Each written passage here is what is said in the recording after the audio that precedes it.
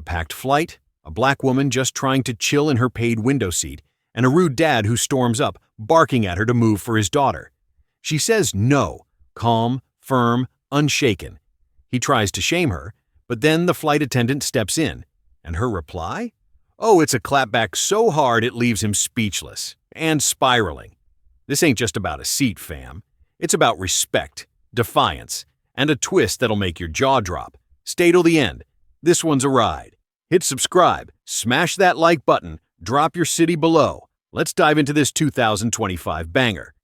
Hartsfield-Jackson Airport in Atlanta. The air's thick. Jet fuel, sweat, and pre-flight chaos. Flight 317, an Airbus A320 bound for Dallas, is boarding. Carry-ons clack, overhead bins slam, passengers shuffle like it's a circus. Enter Kesha Monroe, 32, sliding into seat 14A, window seat, her sanctuary. She's a marketing analyst, single, grinding late nights to climb that ladder. Today, she's flying for work, a big client pitch in Dallas tomorrow.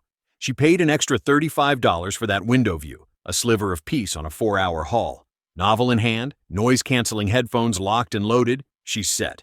Sky and stillness, that's all she's expecting. Keisha's no stranger to hustle. She's tuned out the madness. Attendants darting, passengers grumbling, ready for takeoff. The hum of the plane fades into white noise, until it doesn't.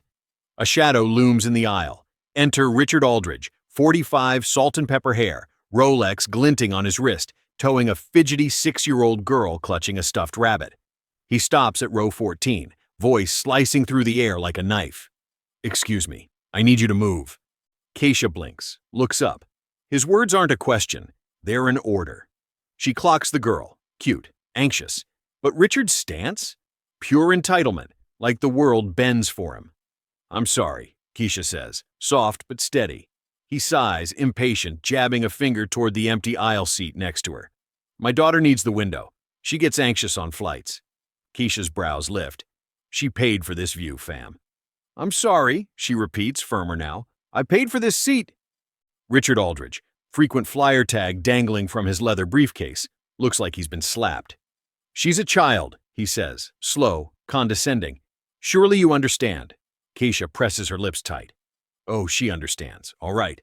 A dude with first-class gear didn't book ahead for his kid, and now it's her problem?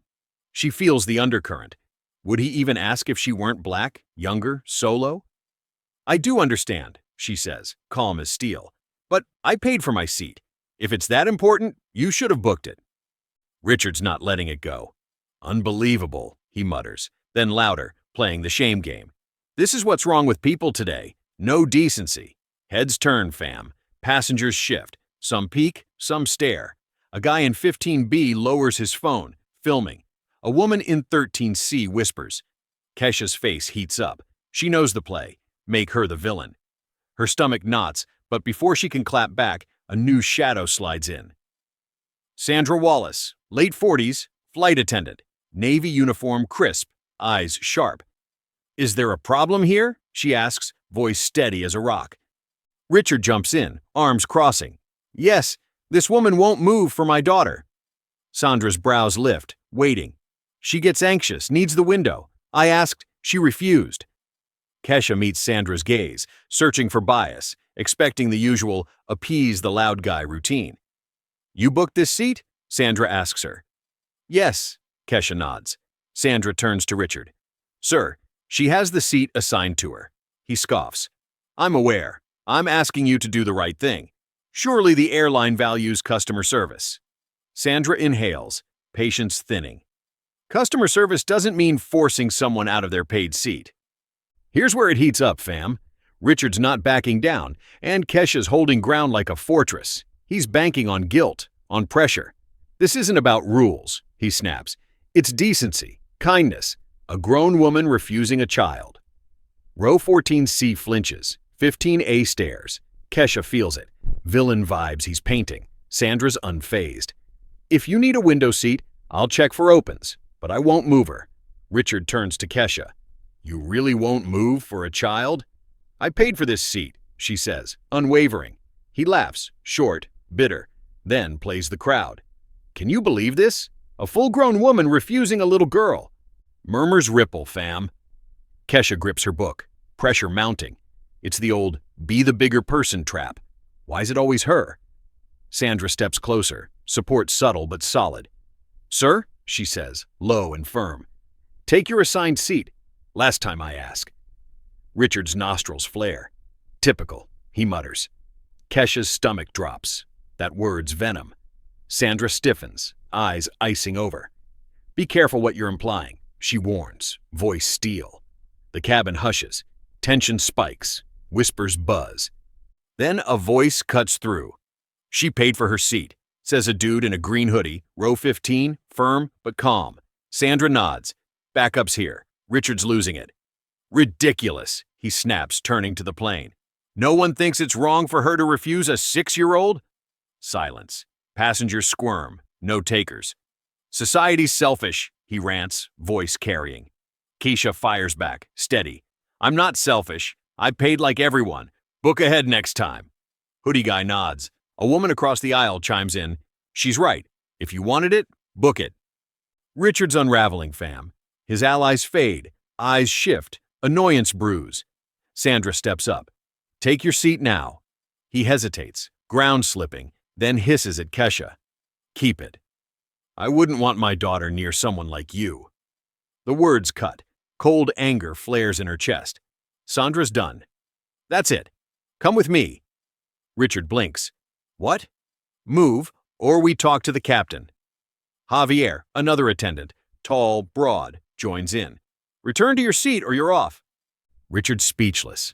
Fam, jaw slack, crowd watching. He mutters, grabs his daughter's hand, storms to his seat. Keisha thinks it's over. Big mistake. Tension lingers.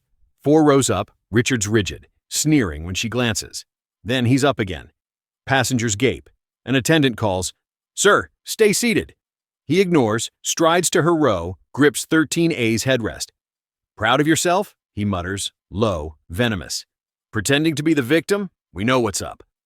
Kesha's pulse races. This ain't about seats anymore. It's control. She lifts a brow, silent steel. Sandra's there. Step away now. Javier looms. Return, or you're off.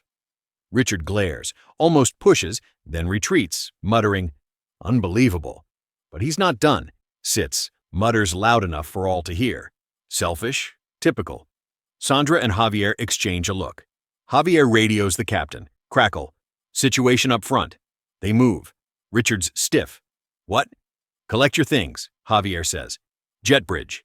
He unbuckles, slow, humiliated, walks off, daughter trailing. Passengers whisper. About time, says a ponytail lady. Here's the crime, fam. Richard's escorted off. Cops waiting at the gate.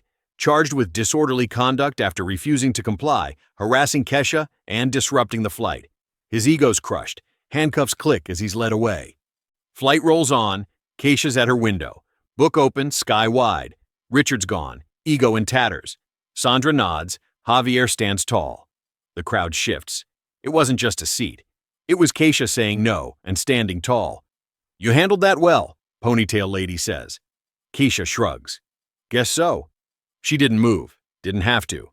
That's power, fam. Not shouting, just staying put. This 2025 clash, entitlement versus dignity, and dignity won. Loved it? Subscribe, share, tell us. Ever had to hold your ground? Drop it below. Alex Kane here, bringing stories that stick.